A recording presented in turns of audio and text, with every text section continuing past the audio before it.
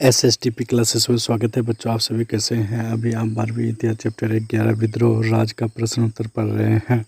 आज मैंने छठा प्रश्न लिया, अवध में विद्रोह इतना व्यापक क्यों था? किसान, तालुकदार और जमींदार उसमें क्यों शामिल हुए? सिपाही विद्रोह 10 मई 1857 को शुरू हुआ। बंगाल आर्मी की पौधशाला अवध था। गवर्नर जनरल लॉर्ड डलहौजी थे 1851 से 56 और लॉर्ड कैनिंग थे 1856 से 62।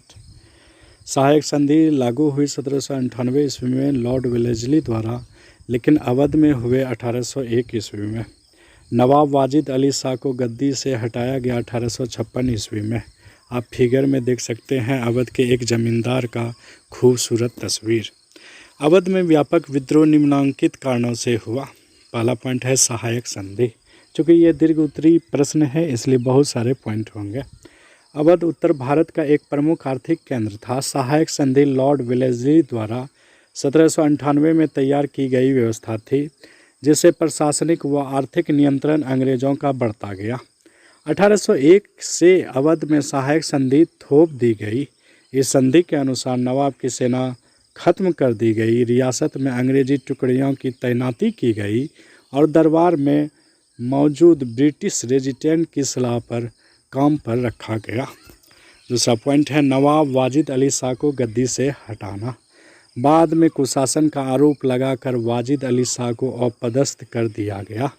वाजिद अली शाह को गद्दी से हटाने से लोगों में आक्रोश बढ़ा। नवाब के निष्कासन से पैदा हुए दुख और अपमान के इस व्यापक एहसास को उस समय के बहुत सारे प्रेक्षकों ने दर्ज किया है। एक ने लिखा, देश से जान जा चुकी थी, शहर की काया बेजान थी, कोई सड़क, कोई बाजार और घर ऐसा ना था जहाँ से जान ए आलम से बिछड़ने पर विलाप का शोर ना गूंज रहा हो। एक लोकगीत में इस बात पर शोक व्यक्त किया गया कि अंग्रेज बहादुर आइन मुल्क लई लीनी हो। इस भावनात्मक उथल पुथल के भौतिक क्षय से संगीतकारों, नर्तकों, कवियों, कारीगरों, बावर्चियों, नौकरों, सरकारी कर्मचारियों और बहुत सारे लोगों की रोजी रोटी जाती रही। इसलिए अवध में विद्रोह इतना व्यापक था। इसके अलावा किसान, तालुकदार और जमींदार इस विद्रोह में शामिल निम्नलिखित कारणों से हुए। पहला पॉइंट किसान, तालुकदार और जमींदार तीनों का अलग अलग देखना है बच्चों। पहला लेते हैं किसान इस विद्रोह में निम्नलिखित कारणों से शामिल हुए। पहला पॉइंट रिश्तेदारी की भावना समाप्त। 1820 के दशक में अंग्रेज लोग सिपाहियों के साथ दोस्ताना ताल्लुकात रखते थे, उनकी मौज मस्ती में शामिल होते थे, उनके साथ मल्ल युद्ध करते थे, साथ में तलवारबाजी करते थे और साथ में शिकार पर जाते थे।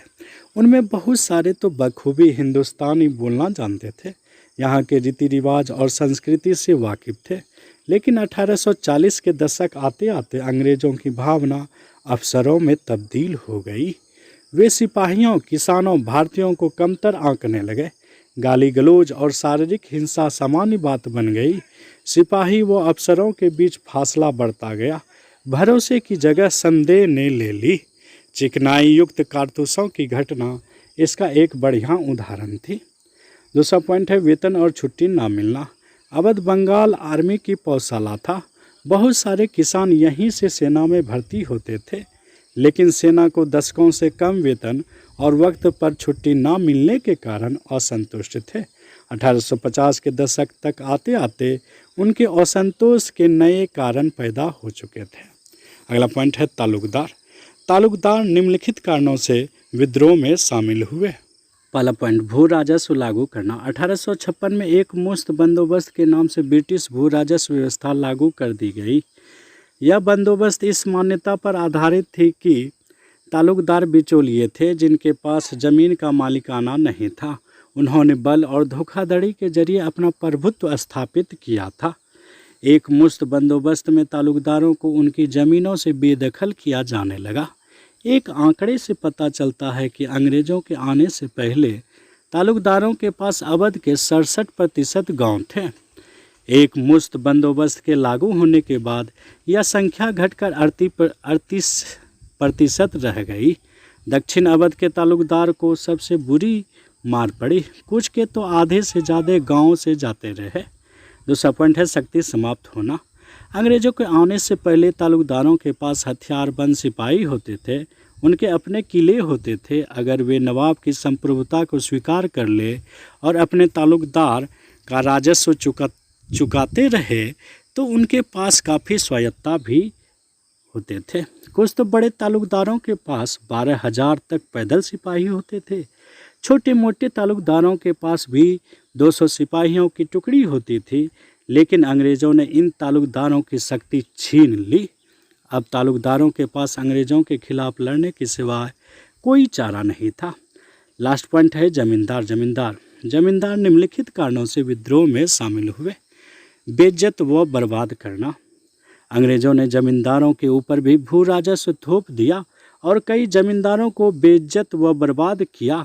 बकाया लगान की वजह से उनकी जागीरें नीलाम कर दी गई। हद तो ये है कि एक आम रैयत किसी जनाना नौकर या किसी गुलाम की ओर से दाखिल किए गए मुकदमे पर भी बाइज्जत जमींदारों को अदालत में घसीटा जा रहा है, गिरफ्तार किया जा रहा है, कैद खाने में डाला जा रहा था और बेइज्जत किया जा रहा था, जिसके कारण ज़मींदारों ने अंग्रेज़ों के खिलाफ आवाज़ उठाई।